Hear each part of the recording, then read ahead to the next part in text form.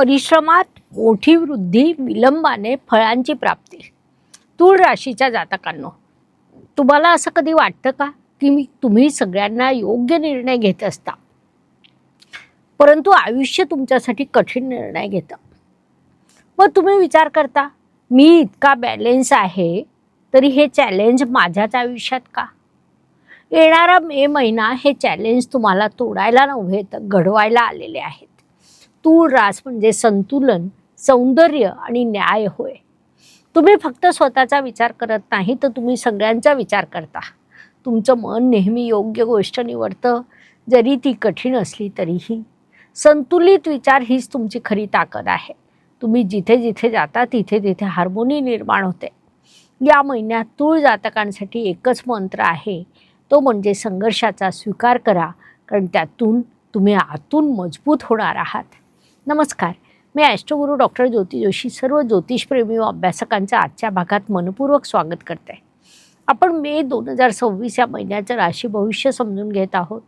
आज आपण तूळ राशीसाठी हा महिना कसा असेल यावर सविस्तर चर्चा करणार आहोत. व्हिडिओच्या शेवटी या महिन्यात करावयाचे विशेष उपाय सांगणार आहे, त्यामुळे व्हिडिओ शेवटपर्यंत बघा. ही शास्त्रीय माहिती आवडल्यास व्हिडिओला शेअर करायला विसरू नका, जेणेकरून ती इतरांपर्यंत पोहोचू शकेल.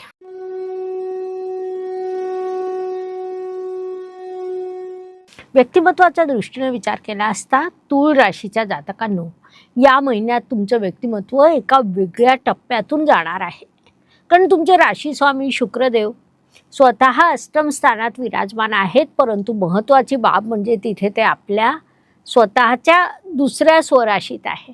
याचा अर्थ संघर्ष नक्कीच येईल, परंतु तो तुम्हाला तोडणार नाही, तर तो तुम्हाला तावून सुलाखून अधिक मजबूत बनवणार आहे. म्हणजे काहीसे वेगळे अनुभव तुम्हाला या महिन्यात येणार आहेत. अचानक बदल घडून येतील, मानसिक अस्वस्थता वाटेल, भावनिक परीक्षा द्यावी लागेल, परंतु शेवटी तुम्ही आधीपेक्षा अधिक परिपक्व आणि पॉवरफुल व्हाल. थोडक्यात हा महिना तुमच्या व्यक्तिमत्वाला मजबूत बनवणारा आहे, म्हणून या काळाचा सदुपयोग करायला हवा. तूळ राशीच्या जातकांनी या महिन्यात 5 चुका आवर्जून टाळायला हव्यात. पहिली गोष्ट म्हणजे भावनेत वाहत जाऊन कोणताही निर्णय घेऊ नका, कारण तो निर्णय चुकण्याची किंवा त्यात नुकसान होण्याची दाट शक्यता असते. दुसरी गोष्ट म्हणजे कोणत्याही छोट्या गोष्टीवरून मोठा वाद वाढवू नका, त्याला मिटवलं राहा. तिसरी गोष्ट म्हणजे घाईमध्ये मोठे निर्णय घेऊ नका. चौथी गोष्ट स्वतःला कधीही कमी लेखू नका.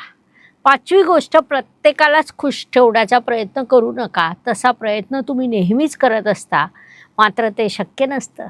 ही बाब तुम्ही स्वीकारली पाहिजे. या 5 गोष्टींच्या बाबतीत तुम्ही योग्य ती काळजी घेतली, या 5 चुका टाळल्या, तर हा महिना तुमच्यासाठी अधिक शुभदायक होऊ शकतो. दहन कुटुंब वाणी या दृष्टीने विचार केला असता तूळ राशीसाठी मंगळदेवांची स्थिती महत्त्वाची असते, कारण ते तुमचे धनेश आहेत. मंगळदेव 11 मे रोजी स्वतःच्याच मूळ त्रिकोण राशीत आणि तुमच्या सप्तम स्थानात जाणार आहेत. त्यामुळे तुमचा धनप्रवाह सकारात्मक होईल.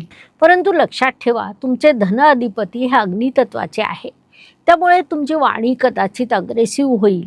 कुटुंबात अचानक वाद निर्माण होतील. पैसा येईल, परंतु शब्द सांभाळून वापरा, हा सल्ला तुम्हाला देण्यात येत आहे. पराक्रम, परिश्रम, प्रवास या दृष्टीने विचार केला असता परिश्रम करताना तुम्हाला अडथळे येऊ शकतात. त्यामुळे ठरवलेली योजना पूर्ण करायची असेल तर दुप्पट परिश्रम करावे लागतील. तरीही एक चांगली बातमी आहे की भाग्यस्थानातून गुरुदेवांची दृष्टी तुमच्या परिश्रम स्थानावर पडत आहे. म्हणजे तुम्ही पडाल, परंतु त्यासोबत उठण्याची शक्ती देखील तुम्हाला प्राप्त होईल. या सर्व गोष्टी प्रामुख्याने लक्षात घ्या.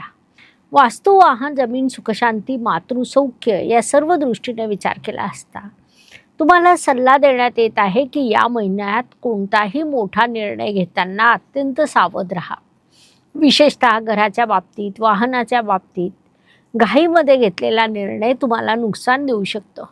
शक्यतोवर निर्णय घेऊ नका, किंवा निर्णय घेणं आवश्यक असेल तर संपूर्ण माहिती काढल्यानंतर घ्या, असा सल्ला देण्यात येत आहे. शिक्षण, प्रेम, संतती, विवाह या दृष्टीने तुमच्या मनात एक इच्छा खूप प्रबळ होईल. माझ्या आयुष्यात सर्व काही परफेक्ट असावं, जसं की प्रेम, विवाह, कुटुंब, परंतु त्यासाठी तुम्ही प्रयत्न देखील कराल. थोडा विलंब होईल, परंतु तुम्हाला यश नक्की मिळेल, म्हणून या काळाचा सदुपयोग करा. तूळ जातकांसाठी एक प्रश्न. तुम्हाला आयुष्यात सगळ्यात जास्त काय हवंय? प्रेम, पैसा की शांती? तुमचं उत्तर कमेंटमध्ये लिहा. आरोग्य, कर्ज, स्पर्धक, हितशत्रू या सर्व दृष्टीने विचार केला असता शनी व मंगळ हे 2 ग्रह तुमच्या 6ष्ठ स्थानात आणि जलतत्वाच्या राशीत विराजमान आहे. याचा अर्थ तुमच्या भावना विचलित होऊ शकतात. शत्रू तुम्हाला इमोशनली विचलित करतील, त्यामुळे भावनेत वाहत जाऊ नका. शांत राहण्याचा प्रयत्न करा. राग आला तर थोडा वेळ थांबून घ्या. लगेचच कुठली प्रतिक्रिया देऊ नका, हा सल्ला देण्यात येत आहे. नोकरी व व्यवसाय या दृष्टीने विचार केला असता 2026 या वर्षातील मे महिना तुम्हाला सांगतोय, आज परिश्रम करा, उद्या यश तुमचंच आहे. दीर्घकालीन दृष्टीने नोकरी व व्यवसाय या दोन्ही आघाड्यांवर भविष्य तुमचंच आहे. त्यामुळे या काळाचा तुम्ही पुरेपूर उपयोग करून घ्या. महाभारतात कर्ण सर्वांना माहीत असेल. त्याच्या आयुष्यात रोज नवीन संघर्ष असायचा, पण त्याने कधीही हार मानली नाही. परिस्थिती तुमच्या विरुद्ध असली तरी तुमची क्षमता तुमच्या बाजूला उभी असते, ही बाब प्रामुख्याने लक्षात घ्या. ज्येष्ठ नागरिकांच्या दृष्टीने तुम्ही आपली मानसिक शांतता टिकवून ठेवली पाहिजे. त्यासाठी अध्यात्माकडे वळा. आरोग्याची काळजी घ्या, ते तुमच्यासाठी अधिक लाभदायक राहील. महिला वर्गाच्या दृष्टीने विचार केला असता तुम्ही आपल्या भावना सांभाळणं, बॅलन्स ठेवणं गरजेचं आहे. घर आणि नातेसंबंध सांभाळत असताना स्वतःसाठी वेळ काढणं देखील आवश्यक आहे. सगळ्यांना तर तुम्ही नेहमीच सांभाळत असता, मात्र आता स्वतःला देखील सांभाळा. चला, या महिन्यात तुमचा स्कोअर समजून घेऊया. पैशांच्या दृष्टीने विचार केला असता तुमचे धन अधिपती स्वतःच्या मूळ त्रिकोण राशीत जाणार आहे, त्यामुळे पैसा प्राप्त होईल. लाभेश देखील उच्चीचे आहे, मात्र दुसऱ्या पंधरवाड्यात काही खर्च होऊ शकतात, म्हणून 10 पैकी 8 गुण देता येतील. प्रेमाच्या दृष्टीने विचार केला असता आयुष्यात जोडीदार येण्याची संभावना आहे, मात्र तुम्ही सतत संभ्रमित असाल. थोडासा भ्रम तुमच्यात निर्माण होईल, म्हणून फसवणूक होण्याची देखील शक्यता आहे. तेवढ्याचसाठी आपण 10 पैकी 6 गुण दिलेले आहेत. करिअरच्या दृष्टीने विचार केला असता हा महिना तूळ जातकांसाठी जबरदस्त यशाचा, कर्तृत्वाचा आहे, म्हणून तुम्हाला तब्बल 10 पैकी 9 गुण इथे प्राप्त होत आहेत. भाग्य व शुभसंकेत या दृष्टीने तूळ जातकांसाठी हा महिना अनेक शुभसंकेतांनी परिपूर्ण भरला आहे. प्रामुख्याने सांगायचं झाल्यास तुमचे राशी स्वामी स्वतः मूळ त्रिकोण राशीत विराजमान आहे. 11 मे रोजी मंगळदेव तुमच्यासाठी रुचक राजयोग निर्माण करणार आहेत, जो पंचमहापुरुष योगापैकी अत्यंत महत्त्वाचा राजयोग मानला जातो. कर्तृत्वाचा, धडाडीचा, यशाचा असा हा योग आहे. 14 मे रोजी राशी स्वामी शुक्रदेव भाग्यस्थानात प्रवेश करतील, तुमच्या भाग्याला बळकट करतील. हा काळ तुमचं आयुष्य बदलू शकतो असे अनेक शुभसंकेत या काळात तुमच्यासाठी निर्माण होणार आहे. त्यांच्यापासून तुम्हाला शुभ परिणाम देखील प्राप्त होणार आहे, म्हणून या काळाचा सदुपयोग करायलाच हवा. कर्माच्या दृष्टीने विचार केला असता अडचणी येतील, परंतु तुम्ही कर्म करीत राहाल. यश तुम्हाला मिळणारच आहे, कारण तुम्ही थांबणार नाही. जीवनात कधीकधी वादळ येतं, कारण तुम्ही फक्त जहाज नाही तर तुम्ही पर्वत बनण्यासाठी तयार आहात. लाभ व इच्छापूर्तीच्या दृष्टीने या काळात तुमची आध्यात्मिक उंची वाढणार आहे. मन शांत झालं की सगळंच मिळाल्यासारखं वाटेल. ही बाब प्रामुख्याने लक्षात घेऊन तुम्ही या काळाचा पुरेपूर उपयोग करण्याचा प्रयत्न करायला हवा. व्यय व परदेश गमन या दृष्टीने विचार केला असता या महिन्यात तुमच्यासाठी खर्चाचे अनेक योग निर्माण होणार आहेत. कुटुंबासाठी, जोडीदारासाठी, शिक्षणासाठी तुम्ही खर्च करणार आहात. हा सर्व खर्च म्हणजे एक प्रकारची गुंतवणूक असते, म्हणून तो तुम्ही आनंदाने करावा, हा सल्ला तुम्हाला देण्यात येत आहे. तूळ जातकांसाठी एक प्रश्न. तुम्हाला सध्या कोणत्या गोष्टीत संतुलन टिकवणं कठीण जात आहे? तुमचं उत्तर कमेंटमध्ये लिहा. आयुष्य हे सुखदुःख आणि उतार चढाव यांनी भरलेलं असतं. कोणताच मनुष्य पूर्णपणे सुखी किंवा पूर्णपणे दुःखी होऊ शकत नाही. प्रत्येक दिवस प्रत्येकाला सारखा जात नाही. महिन्यातील काही दिवस सुख, समाधान, यश प्राप्त करून देणारे, तर काही संघर्षाचे, अडचणीचे, तणावाचे जातात. हे सर्व चंद्राच्या गोचरवरून ठरत असतं. त्या दृष्टीने तूळ राशीसाठी या महिन्यातील 2, 12 आणि 30 हे दिवस शुभदायक, सुखदायक, यशाचे आहेत. तर 9, 18 आणि 27 हे दिवस तणावाचे जातील. या दिवसांमध्ये अडचणी, अडथळ्या, समस्या जाणवतील. म्हणून तशी मानसिकता तयार करून तुम्ही या महिन्यात वाटचाल करायची आहे. उपायांच्या दृष्टीने तूळ जातकांनी शुक्रवारी पांढऱ्या रंगाच्या वस्तूंचं दान करावं. माता लक्ष्मीची मनोभावे पूजा करा. देवीला सुगंधित फुलं अर्पण करा. या उपायांचे शुभ परिणाम प्राप्त होतील.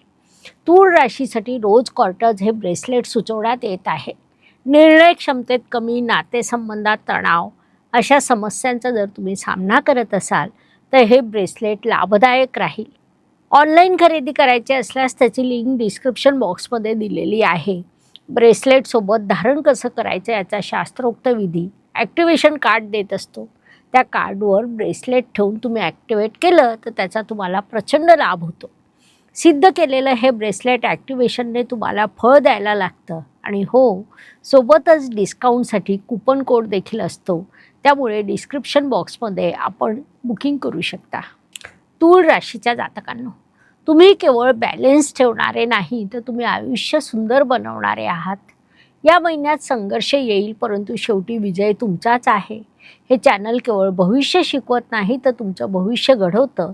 इथला प्रत्येक शब्द तुमच्या यशासाठी आहे. म्हणून चॅनलला लाईक, शेअर, सबस्क्राईब करा. बेल आयकॉन ऑन करा. धन्यवाद. शुभम भवतु. जय ज्योतिष. नमस्कार. शास्त्राचा अभ्यास करण्यासाठी माझी मराठीतून 11, हिंदीतून 2 अशी पुस्तकं प्रकाशित झाली आहे. विशेष बाब म्हणजे मी स्वतः संशोधित केलेली ज्योती जोशी पद्धती अर्थात जे पद्धती या विषयावर स्वतंत्र ग्रंथ उपलब्ध आहे. त्याचा देखील लाभ घ्यावा. यूट्यूबची कार्यप्रणाली ही मुख्यतः लाईक, शेअर आणि सबस्क्राईबवर चालते. Please like, share and subscribe the channel. धन्यवाद. शुभम भवतु. जय ज्योतिष.